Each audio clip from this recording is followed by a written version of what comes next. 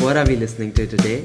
The Immigrant Project by Girish and Astha. Girish here from the Immigrant Project podcast here at a new location today. We are sitting next to Shoshana Green. She's a partner at Green and Spiegel Law. She has over 30 years of experience, and we are sitting in her boardroom today. Asta is behind the camera. Shoshana, thank you so much Thanks for for being a having me, guest. guys. For our audience who's listening, can you give us a brief introduction of what you do? Sure. Well, I've been an immigration lawyer my whole life, close to 30 years. I've been practicing. My father, Mendel Green, established Green and Spiegel, and this is the place that I've been practicing ever since. And everything I do is related to immigration law and citizenship law. I help people come to Canada. I help people stay in Canada. I help people get in trouble in Canada, all from an immigration perspective. So my practice is quite broad. I help young people move here when they want to study. I hopefully help them transition to become permanent residents in the long term. A lot of them fall in love eventually, and we bring their partners to Canada. And then maybe we bring their parents to Canada, their friends, their family, and sometimes they get into trouble. So we have to help them stay in Canada. And hopefully, at the end of the day, they become citizens. But that's a very personal decision. So I like to call it their immigration journey. I feel really privileged to be a part of that. Wow. And we are so privileged to have you in the system. Shoshana, so our first question is the Liberal government. They recently changed their messaging around immigration. So in 2017, they mentioned that they are welcoming a lot of immigrants to Canada, especially from people who are coming from the States. And now they have restricted their policies.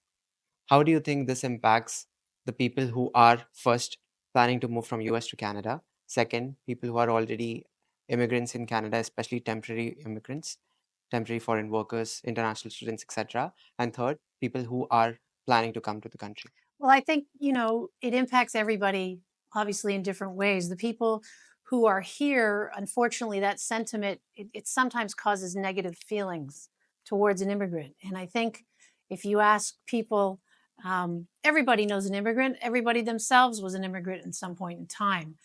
But there's been a lot of negative press lately, and unfortunately, immigrants are getting the brunt of that. And it's trickled in to the political side, and then there's the practical side. I mean, in reality, the numbers for permanent residents, they've been going up and up, and they're going to, they're the highest they've ever been. So maybe they'll go down a bit, but that's something natural that happens with governments. They go up, they go down, they go up, they go down. I mean, they open, they close. It's hard. But people who have skills that the country needs, people who meet those different criterias and those factors will hopefully continue to have that ability to enter. The government's not closing down immigration. Yeah. The country is built on immigrants and needs immigrants to survive and to thrive. So, the backgrounds of these individuals may change a bit, but I think the term the best and the brightest will continue. I think that it's just giving people the impression, don't run to Canada, if unless you are prepared to, bring your best skills and you want to do it the right way. You don't want to do it the wrong way. In your personal opinion and your legal expertise, do you think the decision of government's decision of reducing the number of people they are bringing in the country and essentially going to stagnate the population for the next 2 years, is it good for No, the I immigration think there system? has to be a balancing. Okay. The country itself, there's got to be enough places for people to live, enough positions of employment for people to find jobs. It's a balance. You bring someone into the country, they want to have that opportunity to succeed from an economic perspective. Yeah. And, without inundating with certain, different professions and whatnot, it's a tweaking system throughout. The system of categorizing immigrants over the years has changed so many times. Every government comes in and thinks they have the best idea. But in the end of the day, it's about, are you going to bring positive skills to the country? Are you going to help build the country? Are you going to build relationships with individuals, plant your roots here, have families here? That's every government wants that. they all kind of take different perspectives coming in. That's true. So, Shana, you touched on the economic aspect of immigrating to Canada, especially if you have jobs, there should be enough housing, etc. So, I wanted to ask you a question on this point. Government, of course, they are dealing with a housing crisis. There is less jobs at the moment, and on top of that, there is a very there's a growing sentiment, especially amongst Canadians, that it is the responsibility of immigrants, and immigrants are causing the prices of housing to go up. Immigrants are taking away their jobs. Who do you think is to blame No, here? I don't think there's any blame here. I think there's economic realities here that we Okay. all share. I don't necessarily think it's an immigrant taking a job. I think that, in certain locations in the country, a lot of immigrants want to go to certain places, and the populations are booming. Maybe all Canadians, not just immigrants, but everybody, we have to sort of spread ourselves around and start helping other regions, and not, you know, pushing ourselves into one area where in the end of the day, people will be upset. Not everybody's going to get what they want. But they should be aware of the realities. Of course, and I think that's a bit of a flaw in the system. As an immigrant, you get these pre-arrival services, but practically speaking, they don't tell you very much. I think it comes more from your relationships with people who are already here, friends and family who can tell you what the real situation is, and where you're going to have the best opportunity to succeed, both from a personal perspective and also from a jobs and economic perspective. Maybe some people want to go to school, after they immigrate. They want to take time and upgrade their skills. Everybody comes and does different things when they arrive. But at the end of the day, they have to support themselves. So you That's want true. to have those jobs available. That's true. I have one last question for you on this topic, and then I want to move on to the US side of the business. So, a lot of people are saying, and especially a lot of these political parties are saying that the liberal government or the current government that is in power, they broke the immigration system, and Canada had the best immigration system in the world. You have been a lawyer and have been in the field for the past 30 years. Everybody likes to blame who's ever in Of government. course. It's all it's Before all the liberals came, it's the all conservatives politics. broke the system. Before Of the course. conservatives, it's an ongoing cycle. But in your opinion, has anything gone wrong, or Well, is it I is it think just the propaganda? world went through a pandemic, Pandemic, yes. and decisions were made, right or wrong. Looking back, obviously, maybe different decisions would have happened. But, sure, we went in one direction, maybe we should have gone in the other. Too many low wage, too many high wage. It's always a juggling act. I don't Mm, envy the people in power who have to make these decisions. Those are hard decisions to make. yeah. I mean, you're going to make one group very happy one day, and you're going to make another group very unhappy on the same day. During COVID, the government dropped the threshold and the requirements for a lot of people to become immigrants, and a lot of people got in when years before they never would have got in. And now the thresholds are super high. What's right, what's wrong, I don't know. But we just, as lawyers helping people, we can't predict the future. Nobody can. No. People always ask me, when are the points going to go down? Yeah. No one knows that. They're asking me to make things up. Yeah. And, it's the people in the immigration department who are trying to make the best decisions they can at any given time. Are those decisions right today? I don't know. Nobody does. Yeah. So I mean, regardless of the fact that whoever is in power, they're just trying to make the right decision for Canadians. Of course. Okay, let's travel back in time, assuming it's November 4th, 5th, 2024. The US presidential election was just announced, the results were announced, and Donald Trump was elected. And Google search of moving to Canada went up. Right. Did you receive We got a lot of any interesting inquiries? You calls did? from a lot of interesting people. Are you able to share a few? I mean, people are just curious. You've got people, who think that their individual and personal rights Hmm. may be negatively impacted by this new administration. Hmm. And maybe life is better in Canada for them personally. Again, it's a personal decision. We spoke to a lot of people who, these are professionals, people who are not necessarily young, but people who are older, who are, They've been in their careers for many years. Maybe they're thinking life would be better for their children if they immigrated. But then here's a catch-22. The older you get in our immigration system, the more difficult it is to Yeah. immigrate. It's a challenge because Canada wants young immigrants. They want people in their 20s. That's their target. 20-year-old, 20 Yeah. something. We have an aging population problem. Yeah. Me, I would fail. I couldn't immigrate.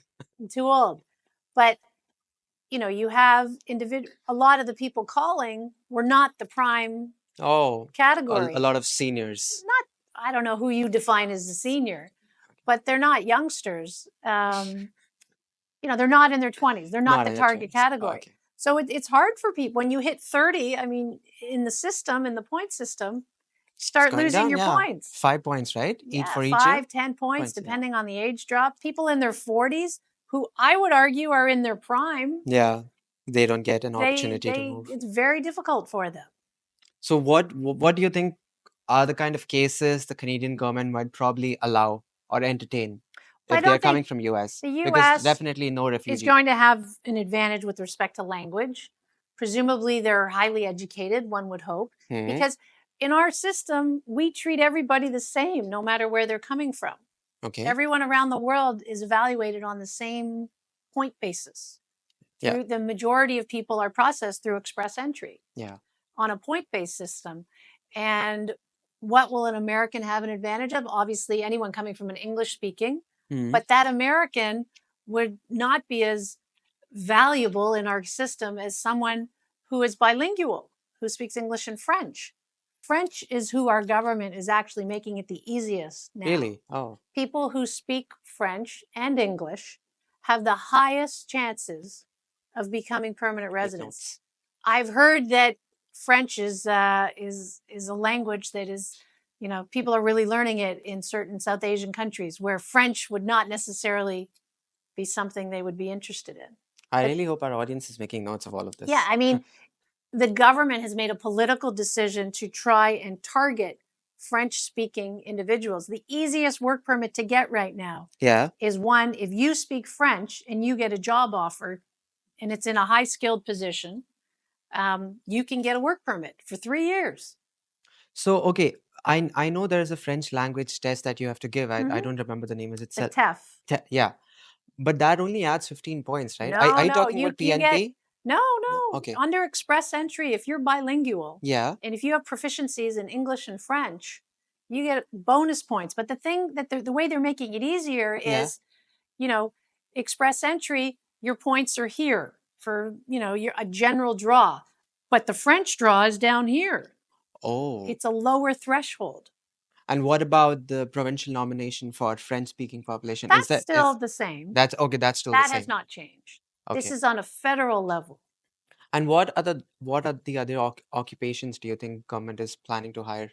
Or I mean, they have these releasing? targeted draws, Hmm. I mean, I'm sure transport, doctors, health, healthcare workers. transportation, but they still don't do them that frequently. Oh. It's a bit of a, it's an unknown, unfortunately. You don't know. Today I think there was a draw for PNPs through express entry. Would you know the score? Lowest score? I can't remember. I mean, every week it's no. high. When it's a It's- PNP, it's high. It's high, yeah. It's I know. very high. I know the last score I checked was around 518, 520. I don't remember Yeah. how much. It was a couple of weeks back. The scores are very high now. It's really difficult for people. I see people every day who've done everything right, who came to Canada, they went to school, they graduated from a good college or university, they worked for a few years, and they're stuck because the threshold is so high that they can't, they're waiting. They're in this pool. They're waiting to be chosen. And we talk about, potential ways of extending their work permits or maybe pursuing permanent residence in a different way.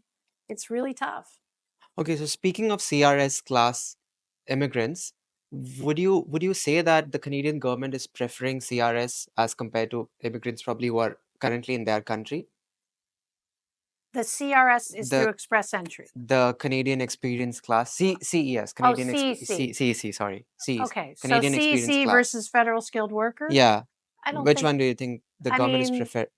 it's both. because we have our listener demographics is a balance of both s- people who are in Canada and people who are outside Canada. CEC specific versus federal skilled worker specific, they're kind of even. 50-50, Yeah, I you think would say? so. Yeah, I don't have the numbers offhand.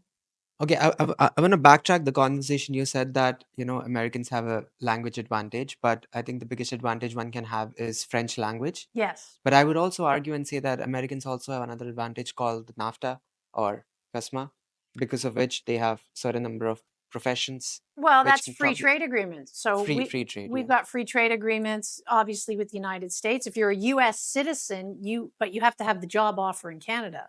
You can't just come here and get an open work permit. There are certain ones, if you're young enough, called working holidays. Okay. Those potentially you don't have to have a job offer. But the free trade agreements are either intercompany transfers or the professionals. But there's also a free trade agreement with Chile. There's free trade agreements with Colombia. There's a free trade agreement with Pacific countries. Those are all similar situations. Obviously, the Americans are the closest.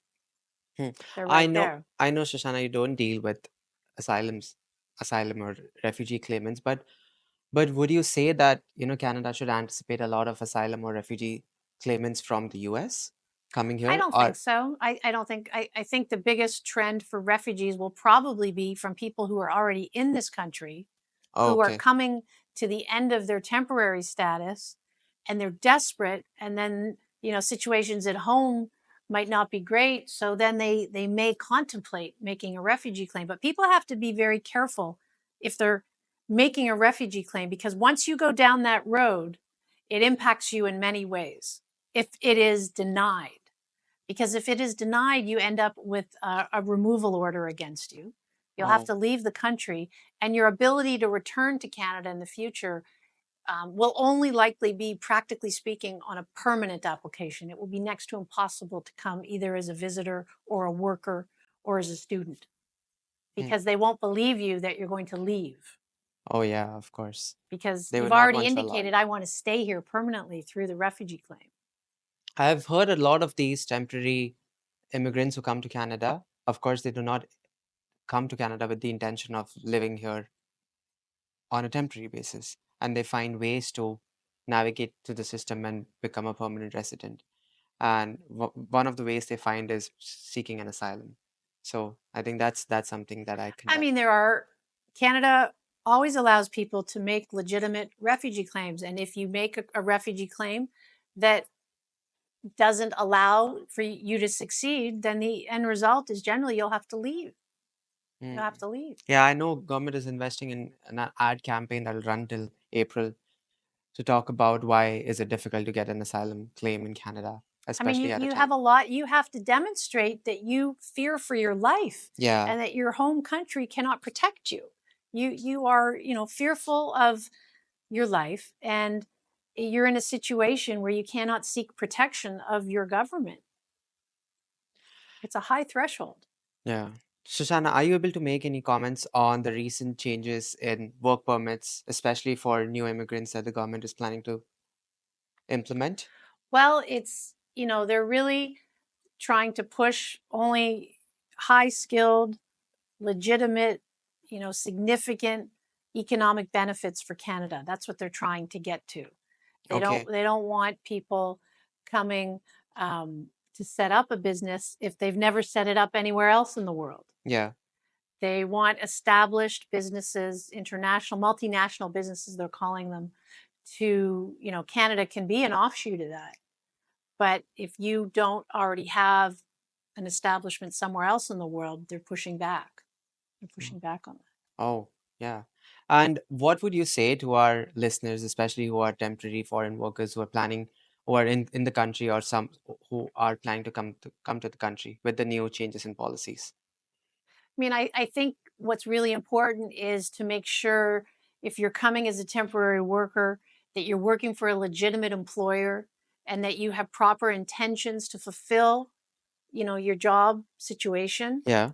perform those duties. And obviously, by working in Canada, you're going to help yourself on your permanent residence side. You're going to get bonus points Yeah. on if you do intend to try and become a permanent resident in the future. But it's really important. I think there's a lot of bad employers out there who are taking advantage of temporary workers and promising these schemes of quick fix permanent residence. That really doesn't exist anymore. It doesn't, and people really need to do a lot of homework to vet those employers and make sure they're legitimate. And, don't go through too many different channels to get. You should hopefully have that direct relationship with the employer.